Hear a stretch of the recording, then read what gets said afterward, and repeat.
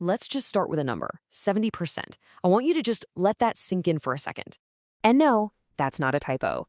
According to financial planner Jacob Turner, out of the tens of millions of businesses out there, a staggering 70% that actually try to sell just don't. That dream exit, that massive payday, for most founders, it never actually happens. And that's the harsh reality we need to tackle head on. So the big question is, how do you make sure you're in the other 30%? The ones who win? Well, that's exactly what we're going to break down today in this playbook for 2026. We're going to walk through how to build a business that actually secures your personal future, sale or no sale.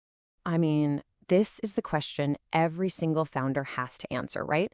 How do you make sure that all the blood, sweat, and tears you pour into this thing actually builds your personal wealth? How do you create freedom and options instead of just building yourself a high-stress job that you can't ever escape? Let's dive into the 3 pillars that get you there. First up, pillar 1, secure your personal foundation.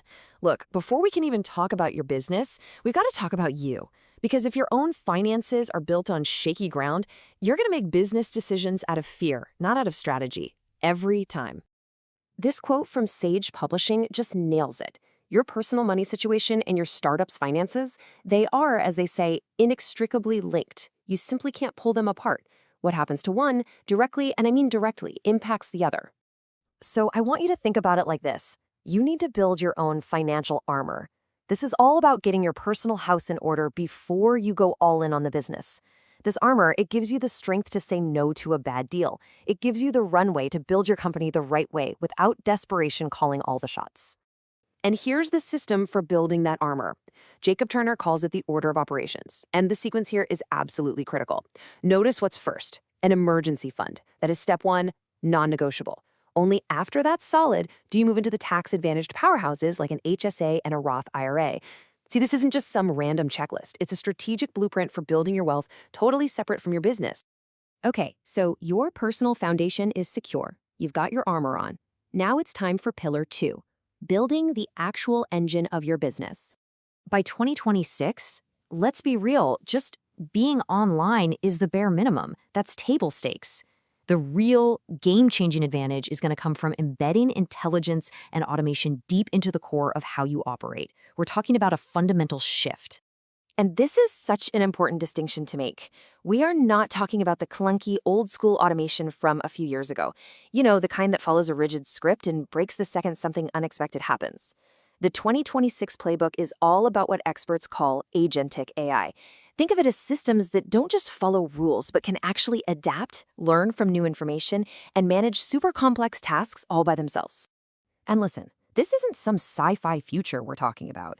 The data shows it's happening right now, and it's happening fast.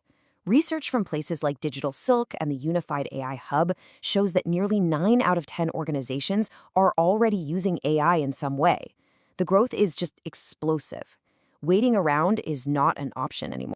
So if you take one thing away from this pillar, let it be this. You have to stop thinking about AI as just a collection of cool tools or neat tricks. The companies that are going to win are treating AI as their new operating system. It's the very foundation that powers their decisions, their workflows, and their customer experiences. So where do you even begin?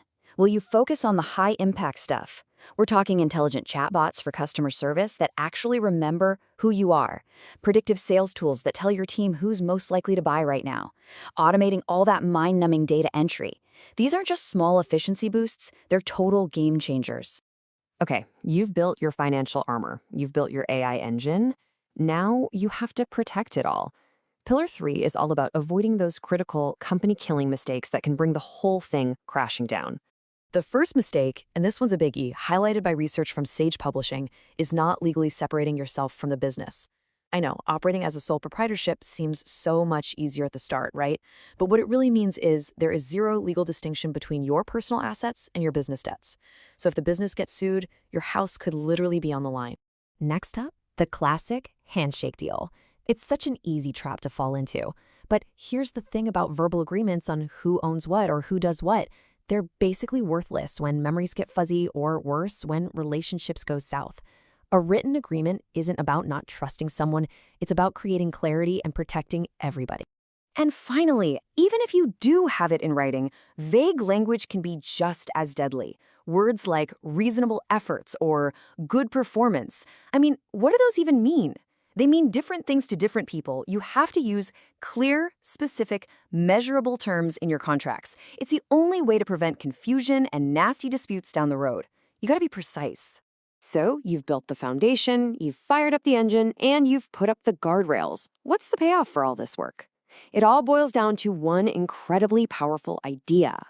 This quote from Jacob Turner just sums it all up perfectly. Financial optionality. What does that mean? It means you're not trapped. It means you have the freedom to scale your business, to sell it, or to step back, all because your personal well-being isn't hanging by a thread, waiting for that one perfect exit that might never, ever come. You know, this image is the perfect way to think about it. Way too many entrepreneurs get completely lost in the maze of their own business, just trying to survive from one day to the next. This playbook, it isn't about helping you navigate the maze. It's about showing you how to build a direct path out, so you're creating your own financial freedom from day one. So, as we look ahead to 2026, this is the question you really need to ask yourself.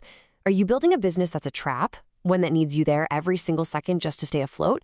Or are you building a launch pad, a powerful engine that secures your future and gives you the absolute freedom to choose your next great adventure? The choice, my friends, is